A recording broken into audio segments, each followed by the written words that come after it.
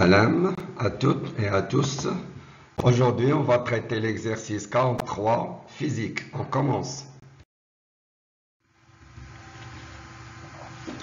Donc, il s'agit du dipôle RL dans la situation d'un échelon de tension montant. Alors, on va lire ensemble. On considère le montage électrique ci-contre, le voilà. Nous avons un conducteur ohmique, nous avons une bobine et un générateur de tension. Alors, les données, on vous donne uniquement la force électromotrice du générateur. À l'instant t égale à 0, on ferme l'interrupteur K, c'est-à-dire un échelon de tension montant. C'est-à-dire, on part de l'établissement du courant. Première question, montrer que l'équation différentielle vérifiée par le courant au cours de son établissement s'écrit de la forme suivante. La dérivée du courant égale à une constante A fois le courant plus une constante B. Et notre première question, voilà, on va la finir en précisant l'expression de la constante A et celle de B. Alors, on va établir l'équation différentielle. On a fait ça plusieurs fois. On commence par la loi d'additivité, c'est-à-dire la tension UL plus la tension UR égale à la force électromotrice, c'est-à-dire la tension du générateur. C'est ce que je vais écrire. UL plus UR égale à E. Je remplace les tensions par leur expression, c'est-à-dire RI plus L dérivée du courant plus RI égale à E. Et je vais essayer d'arriver à cette forme demandée dans la question. Alors pour cela, on va factoriser par le courant, petit r et grand R, c'est-à-dire la résistance totale du circuit, le tout égale à E. Alors je vais essayer d'avoir seulement la dérivée du courant. Alors je vais faire ici L dI sur dt, je fais passer la résistance de l'autre côté, ça fait moins résistance totale fois le courant plus E, et puis je vais diviser par L, ce qui va me donner que la dérivée du courant égale à R total sur L avec le signe moins, plus la force électromotrice sur L. Et voilà, j'ai ici la forme que j'ai ici. Donc A, ça fait toute cette quantité, ça exprime A, et plus B, c'est-à-dire toute cette quantité ici, ça exprime la constante B. Alors je pose ici la constante A égale à moins R total sur L, toute cette quantité ici, et la constante B égale à E sur L. Finalement, j'obtiens l'expression demandée, la dérivée du courant égale à A fois I, plus toute cette quantité qui vaut B. Et voilà, je viens de répondre à la question. Alors, seconde question, la courbe ci-contre représente les variations de la dérivée du courant. Ici, vous avez la dérivée du courant en fonction du courant. Première question, nous, on a l'habitude de voir la courbe d'évolution en fonction du temps. J'ai changé un petit peu. Alors, déterminer la valeur de l'inductance de la bobine. Alors, vous remarquez que j'ai l'inductance dans l'expression de B et j'ai l'inductance dans l'expression de A. Mais je vais me baser sur B. Pourquoi? Parce que je connais la valeur de E d'après les données de l'exercice. Et je n'ai pas la résistance R et la résistance petit r. Alors, qu'est-ce que vous remarquez? Cette équation différentielle, elle est de la forme d'une équation affine, d'accord? Sous forme de Y égale à AX plus B. A, c'est le coefficient directeur, c'est-à-dire grand A. Et puisque A, elle a une valeur négative, ça veut dire que le coefficient, elle a une valeur négative. Ce qui explique que l'équation, bien la courbe, elle est décroissante. Alors, si je veux déterminer B, B c'est ça, c'est-à-dire pour déterminer B, je prends I égale à 0. Voilà. Si je prends I égale à 0, je peux déterminer de la courbe la dérivée du courant. Alors, si je prends I égale à 0, ce point ici, voilà la valeur de la dérivée du courant, c'est-à-dire elle vaut 12. Alors, quand I égale à 0, la dérivée du courant égale à 12. Alors, je remplace I par 0, je remplace la dérivée par 12 et j'obtiens l'expression et la valeur de B. Et si j'ai la valeur de B, je peux déterminer la valeur de l'inductance. Nouvelle page. Voilà, donc on va considérer ce point. Donc nous avons l'expression de l'équation différentielle et de la courbe comme on vient de dire. Quand I égale à 0, la dérivée égale à 12. Donc je remplace I par 0 et je remplace la dérivée par 12, ce que je vais trouver ici. Donc 12 égale à 0 plus B, c'est-à-dire B. Et c'est quoi l'expression de B? C'est E sur L. Je tire l'expression de L, c'est-à-dire E sur 12. Je fais l'application numérique.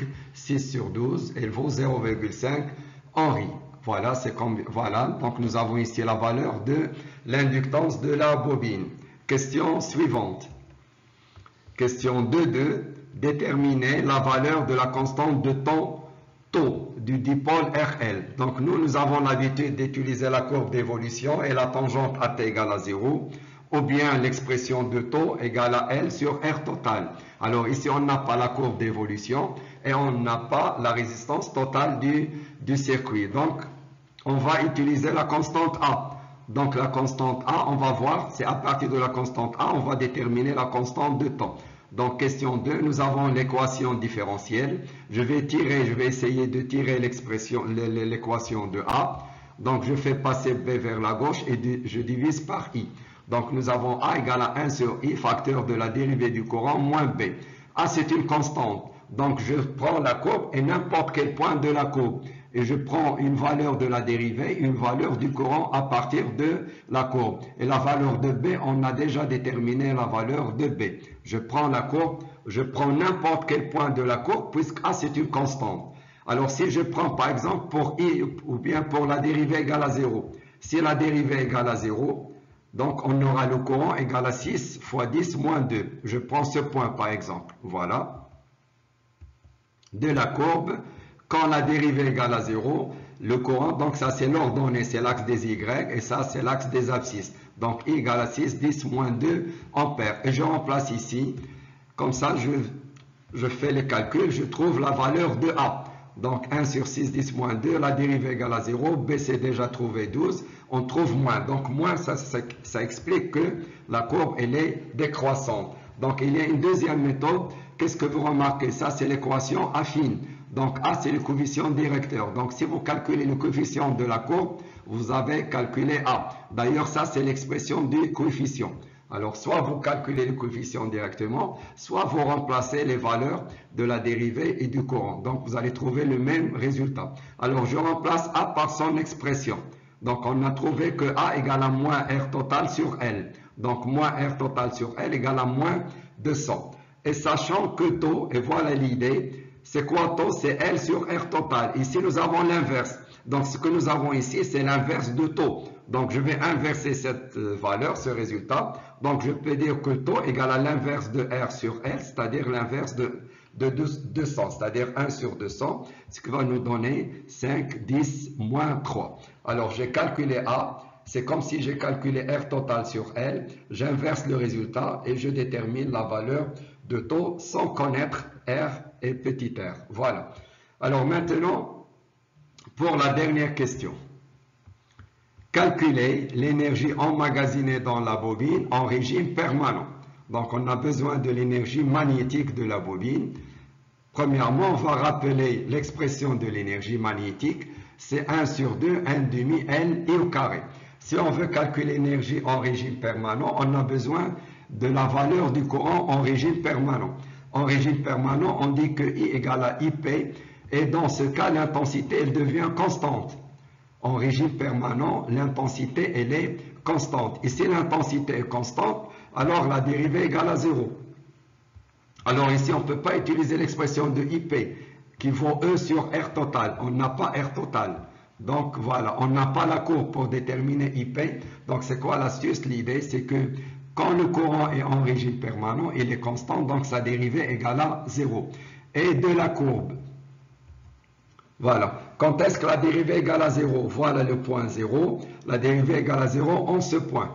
Alors quand la dérivée égale à 0, la valeur du courant, elle vaut 6 fois 10 moins 2. Donc cette valeur, ça c'est le courant IP. Ça c'est le courant en régime permanent. Voilà, c'est la plus grande valeur, autrement dit, ou bien quand la dérivée égale à 0. Je reviens.